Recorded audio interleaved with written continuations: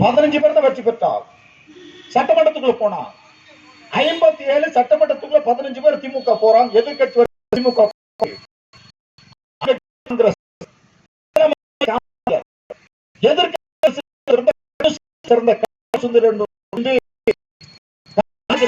ஆவேசமா கோபமா பேசினார். என்ன பேசினார்னா, முதலமைச்சர் அவர்களே, உங்க ஆட்சியில ஆங்கிலம் கோலோச்சுது, ஆங்கில அதிகாரம் செலுத்துது, எங்களால் ஏத்துக்க முடியாது. எங்க தமிழ் என்பது இரண்டாம் தரத்தன்மைக்கு தள்ளப்பட்டு கோபமா பேசுறாரு.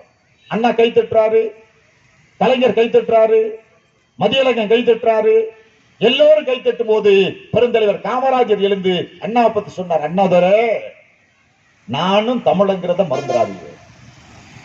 எதிர்கட்சி வரிசையில் உட்கார்ந்து இருந்த அண்ணா வளைச்சு தான் பக்கத்தில் உட்கார வச்சுக்கிட்டு காமராஜர் சொன்னார், நான் ஏன் ஆங்கிலம் இருக்குன்னு சொன்னேன் உங்களுக்கு தெரியுமான்னார். காமராஜர் இலக்கிய நடையில எல்லாம் பேச மாட்டார், எளிமையா தான் பேசுவார். நான் ஏன் ஆங்கிலம் இருக்கணும்னு சொன்ன உங்களுக்கு தெரியுமான்னாரு. அண்ணா ஏனுங்கன்னாரு. ஆங்கிலத்தை அந்த இடத்துல இருந்து எடுத்து விட்டோம்னா இந்தி வந்து குந்திக்குங்கிறேன். அந்த இந்தி வராம தடுக்கணும்னா ஆங்கிலம் தொடரணுங்கிறேன். சட்டமன்றம் முடிஞ்சு அண்ணாவும் கலைஞரும் ஒரே கார்ல வர்றாங்க. ஒரே கார். அது யார் கார் தெரியுமா? கலைஞர் கார்ல அண்ணா வர்றாரு. திமுகங்கிற கட்சியில தேர்தலில் நிற்பதற்கு முன்பு சொந்த காரும் சொந்த வீடு சென்னையில வாங்கின ஒரு தலைவர் உண்டுன்னா அவருக்கு பேர் தான் முத்தமிழறிஞர் கலைஞர். அவர் கார்ல தான் அண்ணா வர்றாரு. உடனே அண்ணா கலைஞர் பார்த்து சொன்னார், தம்பி, படிக்காத மேதை பெருந்தலைவர் காமராஜர் ஒரு வரியில ஒரு மொழி பிரச்சனைக்கு தீர்வு கண்டு விட்டார் பார்த்தாயின்னு சொன்ன ஒரு பண்பாடு மிக்க அரசியலை நாம் தமிழ்நாட்டில் பார்த்திருக்கோம். அதே 57 தான் பெரியார் ஒரு போராட்டம் அறிவிக்கிறார். சாதியை பாதுகாக்கக்கூடிய இந்திய அரசியலமைப்பு சட்ட பிரிவுகள் கொளுத்தனார். பெரியார் போராட்டத்தை அறிவிச்சிட்டார். முதலமைச்சர் காமராஜர் சட்டத்தை கொளுத்தினா என்ன தண்டனை கொடுக்கிறதுன்னு சட்டத்தில் இல்லை. இதுதான் பெரிய வேடிக்கை. என்ன தெரியுமா?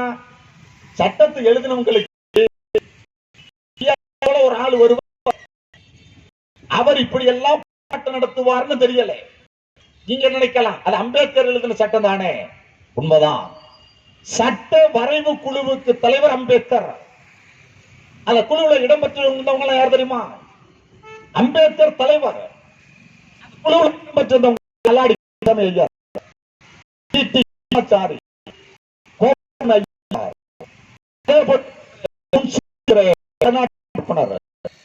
முகமது சாது ஒரு இஸ்லாமியர். நான் சொன்ன இந்த பேர் இருக்கு பாருங்க, இதுல 4 பேர் பார்ப்பான். ஒரே ஒருவர் சிறுபான்மை மக்கள் பிரதிநிதி சாதுல் முகமது சாதுல் அம்பேத்கர்.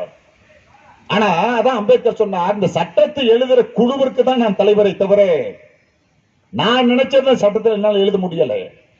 ஒருவேளை இந்த சட்டத்தை கொளுத்தணுங்கிற நிலை வந்தால் நானே முதலில் அந்த சட்டத்தை கொளுத்துவேன் சொன்னவர் அம்பேத்கர். இந்த சட்டத்தை எழுதுற குழுவிற்கு நான் ஒரு வாடகை குதிரையாக மட்டுமே பயன்படுத்தப்பட்டேன் அம்பேத்கர் சொல்றார். எனவே அந்த அம்பேத்கர் அன்பர்களே அந்த சட்டத்தை உருவாக்குகிற போது 2 ஆண்டு 11 மாதம் 11 நாட்கள் அந்த சட்டத்தை எழுதி நமக்கு கொடுத்தார். எனவே பெரியார் அந்த சட்டத்தை கொளுத்த போறேன்னு சொல்ல உடனே கொளுத்த என்ன தண்டனைன்னு சட்டத்தில் இல்லை. உடனே அமைச்சரை கூட்டுறார், சட்டமன்றம் கூடுது. கொளுத்தினா என்ன தண்டனை கொடுக்கிறது? சட்டமன்றம். பெரியார் என்ன சொல்றார்? அரசாங்கத்துக்கு அவகாசம் கொடுக்கிறார். நாங்க சாதி பிரிவுகளை நீக்குவோம், 18 இடத்துல இருக்கிற சாதிங்கிறத சொல்ல அகற்றுவோம்னு அரசாங்கம் உறுதி கொடுத்தா நான் போராட்டத்தை நிறுத்தினேன். இல்லைன்னா நான் சட்டத்தை கொளுத்த போறேன். ஐயா சொல்றார், 15 நாள் அவகாசம் தர்றேன்.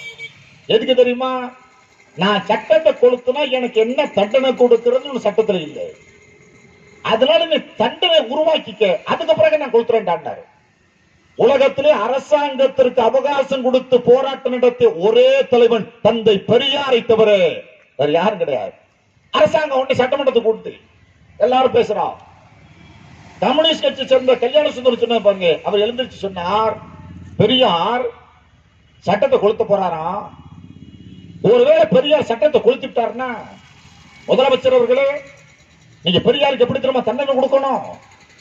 சாதாரண சிறையில பெரியாரை போட்டக்கூடாது. அவர் சொல்றார், சாதாரண சிறையில் போட்டக்கூடாது. பெரியாருக்குன்னு பிரத்யேக ஒரு சிறைச்சாலை உருவாக்கணும். அது எப்படி தெரியுமா உருவாக்கணும்? இரும்பால் செய்யப்பட்ட ஒரு கூண்டில் 30 ஆண்டு காலம் பெரியாரை பூட்டி வைக்கணும். ஒரு ஆவேசமா பேசுறார். காமராஜர் உட்கார்ந்து இருக்காரு. உடனே அண்ணா பேசுற வாய்ப்பு. அண்ணா சொன்னார், முதலமைச்சர் அவர்களே, நீங்க பெரியாரை கைது செய்து விடக் கூடாது. நான் ஏன் இந்த கருத்தை சொல்றேன் தெரியுமா? அண்ணா சொல்ற ஏன் சொல்றேன் தெரியுமா? பெரியார் வயசானவர்ங்கிறதுனால சொல்லல. பெரியார் எப்படிப்பட்டவர் தெரியுமா? நீங்கெல்லாம் பெரியாரே தூரத்திலிருந்து பார்த்தவங்க, நான் பெரியார் அருகில் இருந்து பார்த்தவன். என்ன சொல்றேன்? நான் பெரியார அருகில் இருந்து பார்த்தவன். நான் பெரியார் சிரிச்சும் பார்த்திருக்கேன், பெரியார் அழுதும் பார்த்திருக்கேன். பெரியார் வயிறு குலுங்க சிரிச்சிருக்கார். பெரியார் கண்ணீர் விட்டு கதறி அழுதிருக்கார். நான் பார்த்திருக்கேன். ஆனால் பெரியார் பயந்து என் வாழ்க்கையை நான் பார்த்ததே கிடையாது. 30 ஆண்டு 300 ஆண்டு சிறை என்றாலும் பெரியார் முன்வைத்த காலை ஒருபோது பின்வைக்க மாட்டார். அதனால அரசாங்கம் சட்டத்தெல்லாம் உருவாக்குறதுக்கு முன்னாடி முதலமைச்சர் பெரியார்ட்ட போய் பேசுங்க. நீங்க பேசுவதற்கு வாருங்க. தானாடாவிட்டால் தன்னுடைய தசையாடும் என்பதற்கு இலக்கணமாக அண்ணா அன்றைக்கு சட்டப்பேரவையில் பேசினார். அந்த 57 தான் திமுக தேர்தலில் வெற்றி பெறுது. 15 பேர். அதுல திமுக பெருந்தலைவர்கள் ஜெயிச்சார். பெருந்தலைவர்களை நீங்க தோத்து போனவர் யாருன்னா நாவலர் நெடுஞ்செழியை மட்டும் சேலம் தொகுதியில் தோத்து போனார். மற்றெல்லாம் ஜெயிச்சிட்டார்.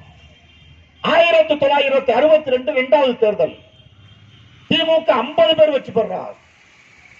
பெருந்தலைவர்கள் ஜெயிக்கிறாங்க. அண்ணா மட்டும் தோத்து போறாரு.